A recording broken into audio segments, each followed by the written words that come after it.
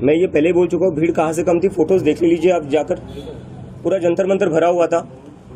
कुछ लोग आ गए थे जो धरना शुरू होने से पहले ही फोटो निकाल कर चले गए और दिखा दिया कि देखो भीड़ आई। अरे शुरू ही नहीं हुआ था, मैं खुद वहां नहीं पहुंचा था, जब मैं चला गया तब तो पूरा भरा हुआ था।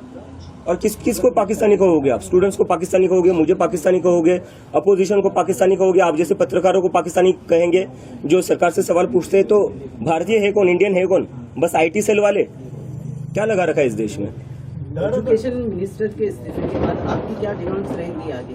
हम उसके लिए पूरा एजेंडा प्रिपेयर करें, जिस पर हम जाकर बताएंगे कि एजुकेशन में क्या क्या, किस तरीके से पूरा एजुकेशन सिस्टम फिक्स हो सकता है। और बात वही तक नहीं है, इस देश में एम्प्लॉयमेंट की भी बहुत जरूरी है।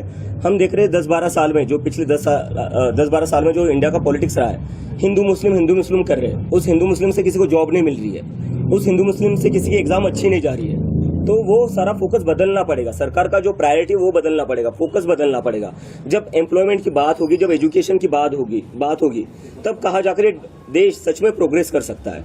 क्या आपको लगता है कि जेंजीज की वजह से जो नियर बाय कंट्रीज है वहाँ पर रेवोल्यूशन हुआ है, तो इंडिया में भी हो सकता है? नियर बाय कंट्री से मैं कंपेयर नहीं करना चाहूंगा, क्योंकि मैं देख रहा हूँ कि एक इकोसिस्टम है, सरकार का एक नैरेटिव चल रहा है जो बार बार बांग्लादेश में जो हुआ, नेपाल में जो हुआ, उससे हमें कंपेयर करके बोले जा रहे हैं कि ये लोग देश में तबाही मचाना चाहते। कल देख लिया, कल जंतर मंतर पर पूरा भरा हुआ था, इतनी भीड़ थी, कहीं पर भी कुछ नहीं हुआ, एकदम शांतिपूर्ण तरीके से प्रदर्शन हुआ। कल हमने दिखा दिया है कि ये प्रदर्शन हम शांतिपूर्ण तरीके से ही करेंगे और करके दिखाया है हमने, और आगे जाकर इससे भी बड़ा प्रदर्शन होगा जो पूरा शांतिपूर्ण होगा।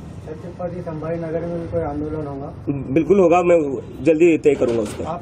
राजनीतिक पार्टी के लोगों से, बड़े नेताओं से कोई बातचीत हुई है इस बार? बिल्कुल नहीं, आप किसी से मिलने बिल्कुल नहीं, कोई आपसे मिलने वाला? मैं सीधा अपने घर पर आया हूँ।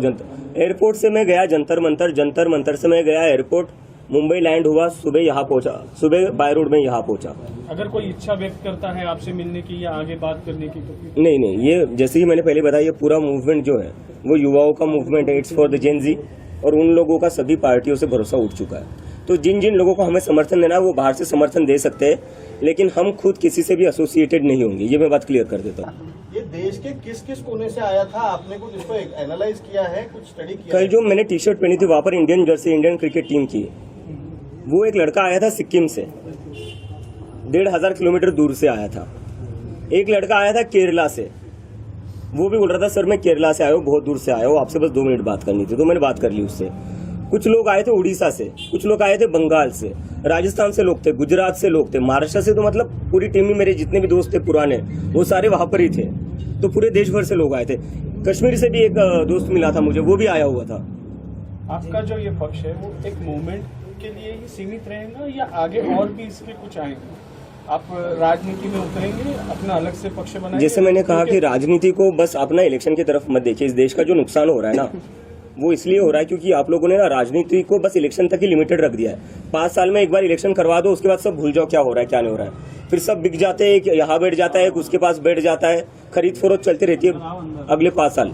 तो ये सब नहीं करना है हमें मुद्दे की राजनीति करनी है। देश दुनिया की ताज़ा खबरें और वीडियोस के लिए अभी डाउनलोड करें पत्रिका ऐप।